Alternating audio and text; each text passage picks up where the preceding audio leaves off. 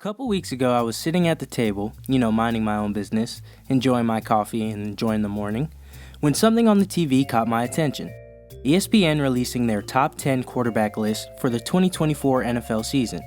And with training camps and OTAs officially underway, I thought now would be the perfect time to put an end to some of this misinformation and blasphemy that ESPN has been releasing for the past couple of years.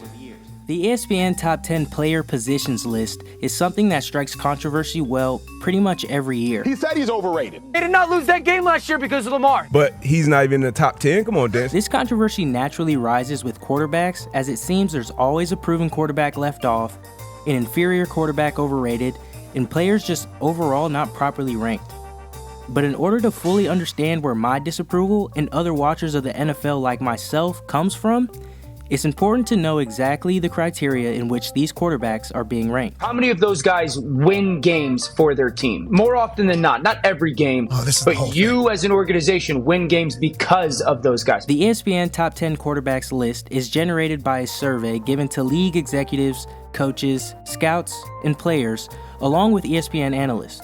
The list is generally based off a combination of quarterback statistics, accomplishments, and film to formulate a projection of who will help their team win the most or have the greatest positive impact on the team in the up-and-coming season. I put the team on my back, dude. But even with all this information and surveys from NFL experts, there seems to be a disconnect with the list and what we're all watching come Sunday. So much though that, personally, I think we should blow this list up and start from scratch. So coming in at number 1 should be obvious to everyone: Patrick Mahomes. Over the past couple of seasons, Patrick Mahomes has been able to clear his name as a top-of-the-line quarterback. Mahomes is not somebody we'll ever figure out. You don't figure out the best pure passer in football. Blitz coming, Mahomes, man wide open, touchdown Chiefs and Sky Moore. Mahomes in trouble, gets away, Mahomes racing with the bad ankle and all, inside the 20, he's taken down. Somehow Patrick Mahomes. He's got the numbers to back it up, as last year he was top 6 in passing yards, throwing for 4,100 yards and a crazy 5,200 in 2022, leading the NFL that season. Mahomes also finished top 10 in passing completions and passing touchdowns, which he again led the league in for the 2022 NFL season. He's got the accomplishments, both team and individual, as he is one of the only 3 quarterbacks to have 3 rings and 2 MVPs. And if for some reason you think numbers lie, he's got the film to back it up, as he brought forth a whole new mode of quarterback play. Now, ironically, ESPN has Patrick Mahomes at number 1 as well. One of the few things they may have gotten right with this list, because coming in at number 2 is where the media may have made their first mistake. Now, respectfully, Joe Burrow is a great quarterback, and definitely one of the league's best. Since being drafted first overall to the Bengals in 2020, as a young man, he's going in a grown man's locker room and trying to win that locker room. They want to know, your quarterback, can you score? You just talked about he had the touchdown record in the FBS. They want to know, can you win? They went 15-0 and he won the Heisman Trophy. With the first pick in the 2020 draft, the Cincinnati Bengals select Joe Burrow, quarterback. The Bengals look for the first win of the Joe Burrow era. Has some daylight. Hurdles to the end zone. In for the score, and he took a lick from Miles Jack. But he hung on. Hey, they can't stop us. Only people that can stop us is ourselves. On 3rd and 9, Colts bring pressure. They don't do that a lot. Hearing it for T. Higgins on the sideline and a fingertip grab, and Higgins striding towards the goal. Burrows has had the highest completion percentage ever for a quarterback in their first 4 seasons.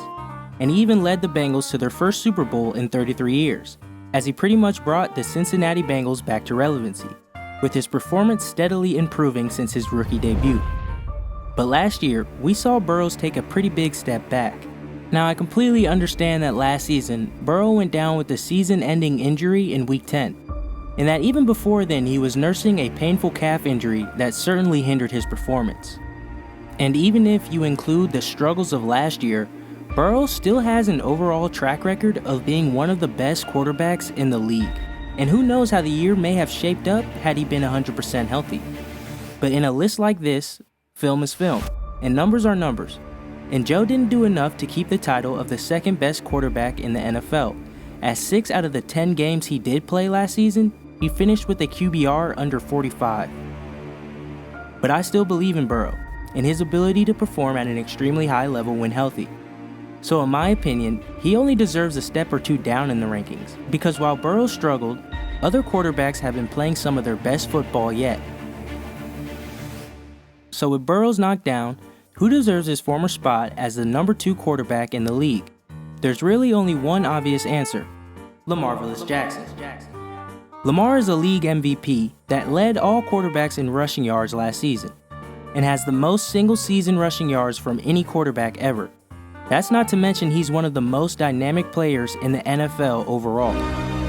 Lamar Jackson and what we've seen him do, why are we still having conversations about this dude not being a top 5 or a top 6 quarterback in the NFL? Like, can we finally put to bed the questions of, is Lamar Jackson going to be accurate enough? And while he has been criticized for his pure passing ability in the past, last season Lamar finished 4th out of the entire league in both QBR and passing rating and had the same completion percentage as Patrick Mahomes.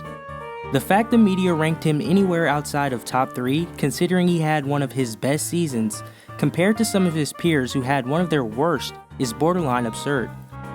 But this isn't the first time the media refused to give Lamar Jackson his proper recognition. Coming out of college, Lamar showcased his uncomparable athletic ability. Highlight reel touchdown! Lamar Jackson spinning and twisting to 6 more. The folks here are flabbergasted. That's a touchdown. Yet the media questioned his ability to play the quarterback position at the highest level. This negative notion would even seem to cause him to slide down in the draft, as quarterbacks like Josh Rosen and Sam Darnold would be picked before him. But Lamar would get the chance to prove his doubters wrong, leading the Ravens to a division title in 2018 and becoming the youngest quarterback to ever start in a playoff game. In the following season, he won the 2019 League's Most Valuable Player. Yet somehow 2 years later, and he was left off the top 10 NFL quarterbacks list. Last year, while having arguably his best season yet, Lamar led the Ravens to the conference championship, as they were one of the favorites to win the Super Bowl. Despite the fact the Ravens lost their all-pro tight end, starting running back, and according to PFF had a literal average wide receiver core. In fact, the only bit of criticism I heard about Lamar Jackson was his failure to win a Super Bowl and stay healthy. But there's just one problem with that idea. Neither has Joe Burrow. So in my opinion, Lamar has done enough to surpass Joe Burrow and claim the second spot in this top 10 quarterback list for the 2024 NFL season. With 3 quarterbacks down, you might have noticed I left a quarterback that has remained top 3 on the ESPN list for the past 3 seasons. That quarterback would be Josh Allen. I think Josh Allen is a top 3 quarterback in the NFL. He can do what so many other people cannot do. Who do you think are some quarterbacks that are playing out of their mind right now? Well, I mean, Josh Allen is a legit MVP candidate, isn't he, after 3 weeks? Because he's not overrated. The 6'5" uber-athletic quarterback has been shown the good graces of the media pretty much since his debut in 2018. I mean, Josh runs a 4.7 40, can chuck a ball 80 yards down the field, type S Hail Mary that we need to complete, I think 75, 80. And can perform precise off-platform throws. He's even maintained over 4,000 passing yards every year since 2020, while carrying the Bills to a playoff appearance every year since his debut, taking them as far as the conference championship in 2020. It all sounds good. It sounds like maybe he should be top 3 in a list like this. However, one thing that Josh also does very well is throw the ball to the other team. Allen looking left is going to launch. Hardy downfield, overthrown, it's picked. Since 2021, Josh Allen has led the league in interceptions, last year finishing with 18 interceptions, the most thrown in his career in a single season. To put this into perspective, Josh has thrown almost double the amount of interceptions than quarterback Russell Wilson in the same amount of time. He's thrown 17 more interceptions than Jalen Hurts and 13 more than Dak Prescott. And although the Bills have routinely been a part of the playoffs since Josh's arrival, they still can't seem to get over the hump.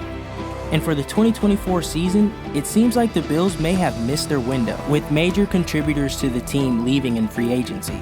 However, in reality, there isn't one NFL quarterback, no matter how good, that is perfect at everything. In the past, Lamar has struggled with his accuracy. Mario Davis can't get to Jackson.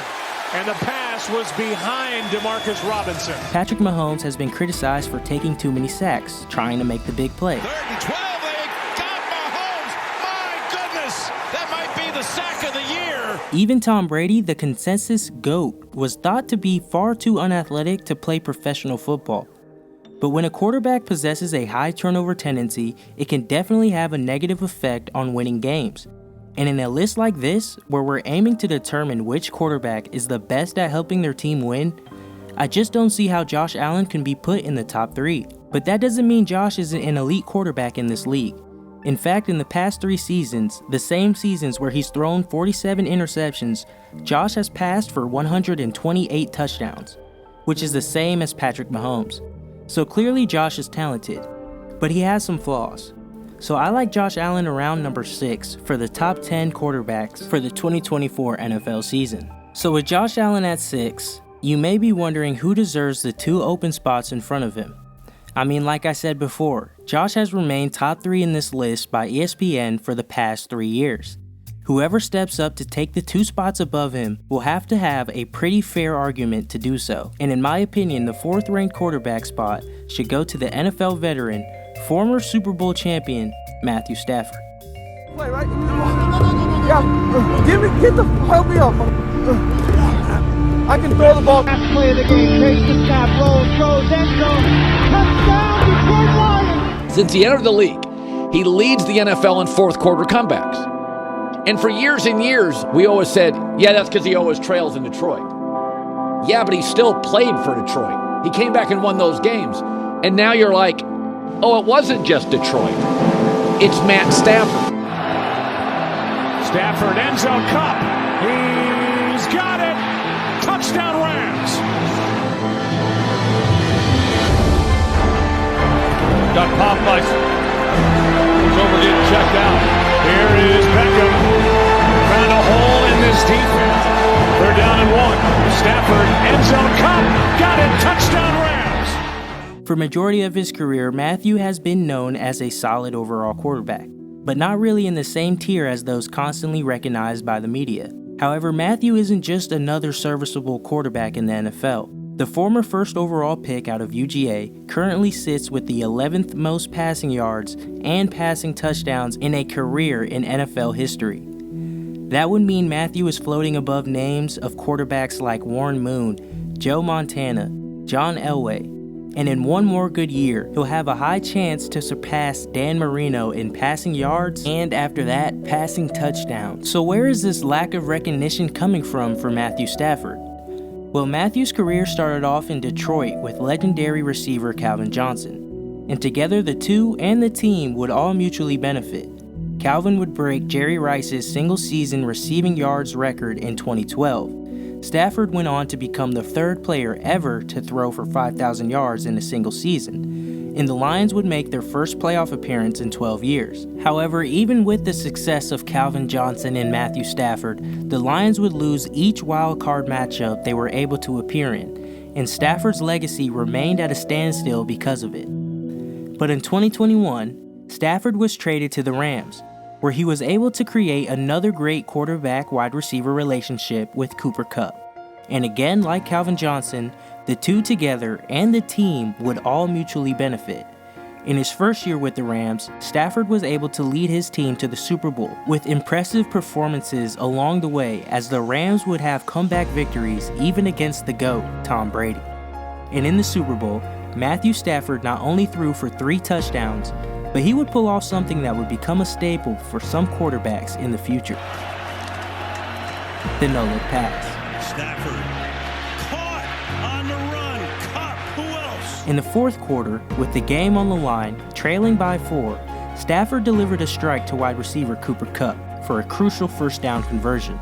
However, he was looking in a completely different direction than where he threw the ball. A throw that would become the biggest throw of the game, the biggest throw of the year, and the biggest throw of Matthew Stafford's career, as he would finish the drive with a touchdown, enough to put them ahead of Cincinnati and to claim the Lombardi Trophy. And although the media might have led you to believe other quarterbacks brought the no-look pass to the NFL, Stafford has been working on this move since his days in Detroit. No-look type throws, I guess. I think it probably started when I started playing with Calvin. So Stafford has the stats to prove he belongs at 4 in this list. He has the film, and now he has the accomplishments. And in a list like this, again, where we're attempting to find which quarterback has the most positive impact on winning games, Stafford is a quarterback that may have the fairest argument. The following season, after Stafford led the team to a 12-5 overall record and a Super Bowl, he would miss 9 games due to injury. And without him, the Rams would miss the playoffs. However, with his return last season, the Rams would make it back into the playoffs, despite it being a rebuild year. So clearly, this team just isn't the same without Matthew Stafford. In fact, in the write-up for the ESPN Top 10 quarterback list, NFL higher-ups claimed some wide receivers on the Rams just aren't the same without Stafford. So as he steps into the 2024 NFL season, I believe he's in line for another great year. Veterans are always important to have on an NFL roster, but when an NFL veteran is a quarterback and has the ability to perform at a high level, it can place them in a tricky situation as far as how the league may view their contributions. The question will always be asked, how much gas does this guy have left in the tank? And in 2024, Aaron Rodgers is one of those players in this tricky situation. Aaron Rodgers is probably the most decorated quarterback in this list. He has 2 things: the NFL record for quarterback passer rating in the history of the game of all the quarterbacks who ever played, including Tom Brady. And he also has the best passer rating for a single season, which was 122.5. Again, the greatest of anybody who's ever thrown the football. He's a former 4-time MVP, Super Bowl champ, and Super Bowl MVP. Aaron Rodgers also currently has the lowest interception percentage of all time. So when Aaron decided to play for the Jets, coaches, players, and fans were all excited for the 2023 season. However, on the very first snap from scrimmage of the year for the Jets, Aaron tore his Achilles. No, he's down. He's down. No. Holy. Who is the backup? This notorious injury would keep him out for the entire season and is known to be one of the more challenging ones to endure, especially for an NFL quarterback. In fact, the chief of sports medicine at Cooperman-Barnabas Medical Center claimed that although majority of athletes are able to make a full recovery from an Achilles tear, it definitely can take some time to return to their previous level of performance, like an additional 1 to 2 years amount of time. We all know how good Aaron has been in the past, but realistically, we just aren't sure what to expect from him and the Jets, as his team is full of weapons and they're all eager to go as far as Aaron can carry them. So mostly out of respect for what Aaron has done and for the, although probably unlikely, but immense upside his team has, Aaron is going to cap off our top 10 quarterbacks for the 2024 season. So we're more than halfway done, and at this point is where I believe we start to see the biggest discrepancy in comparison to other rankings. This is because we're starting to see the smallest gap in talent between quarterbacks as well. Because we are no longer talking about the consensus top of the league quarterbacks like Patrick Mahomes and Joe Burrow, because we are beginning to talk about the next tier of QBs that is much closer in talent to one another, it may be tough to see the true rank of these quarterbacks. At this point, some quarterbacks who just got into the league, who may lack some of the accomplishments, can begin to enter the conversation. This is because while they may lack the film and the overall career numbers, their first year may have been more impressive than any season of the quarterbacks left to rank. And CJ Stroud is definitely one of those first-year quarterbacks. But to fully appreciate the season CJ had, let me set the stage for you. CJ Stroud. The kid is terrific. He's so much. No one can say they expected him to be this good because no rookie has ever been this good. Well, let's talk about rookies as the league MVP. Who's the rookie that won the league MVP, Dan? Who was the last rookie to do that?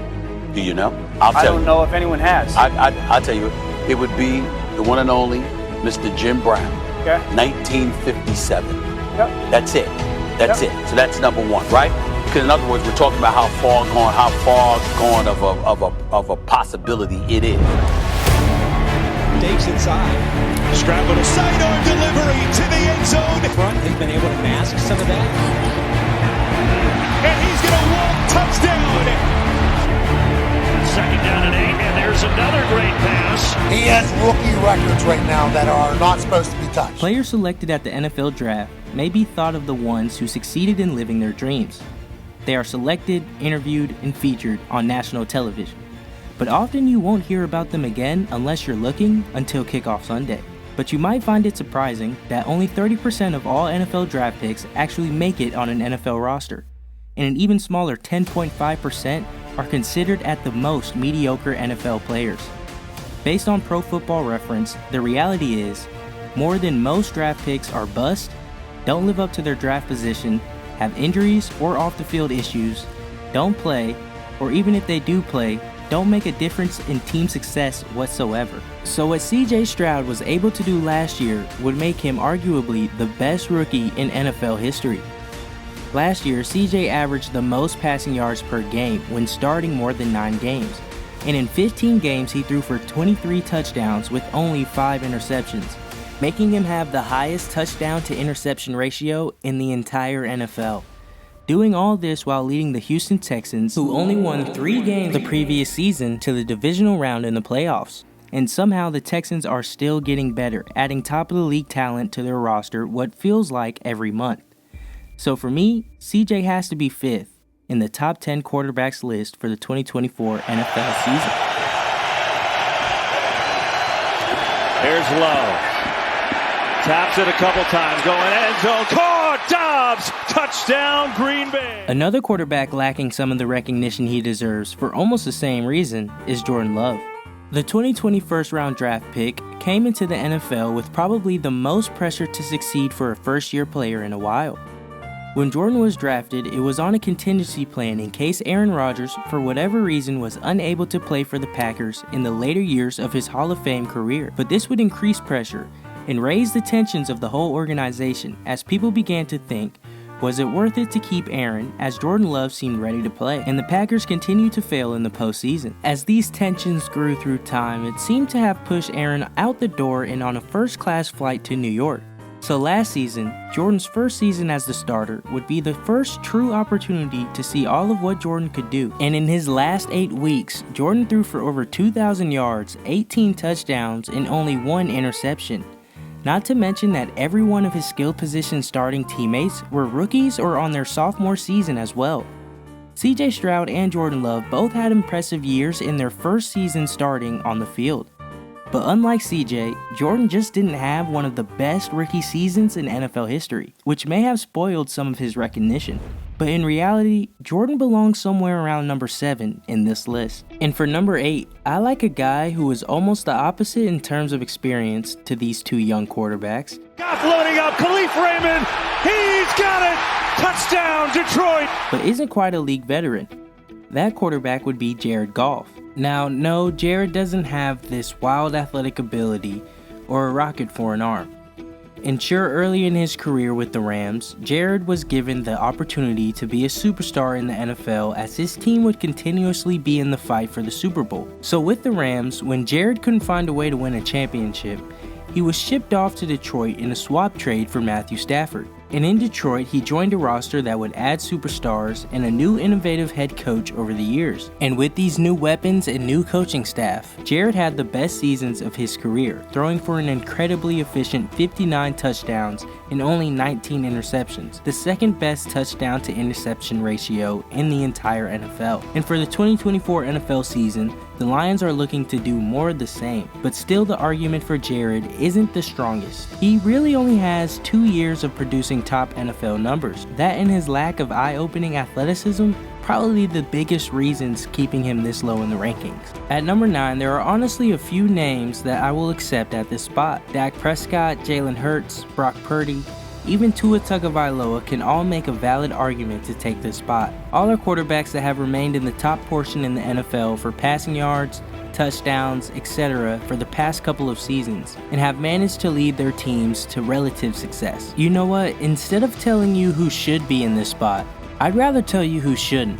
Justin Herbert is a quarterback that has all the capabilities to be a top 10 quarterback in the league. In all honesty, he's thrown for an incredible amount of passing yards since he broke into the league 4 years ago. But he's sitting at a career record of 30 wins and 32 losses. How can a player make a list designed to rank players that help their team win the most, if his team isn't winning at all. While there are probably underlying causes to this, ESPN didn't care about that when ranking Lamar in 2022, or Stafford when he lost all those years in Detroit. But for some reason, Justin Herbert gets the benefit of the doubt, and for this season, Justin will be going at it without the greatness at wide receiver in Keenan Allen and Mike Williams. It seems like once again the media is picking favorites. Now this is all subjective, but I feel as if ESPN gets it wrong every year. You know what? To be honest, Jalen Hurts said it best. You have reports and you have rumors and then you have reality. Thanks for watching. If you made it this far, maybe that means you enjoy content like this. Feel free to like and subscribe, as I'll be covering the more interesting stories in all of sports.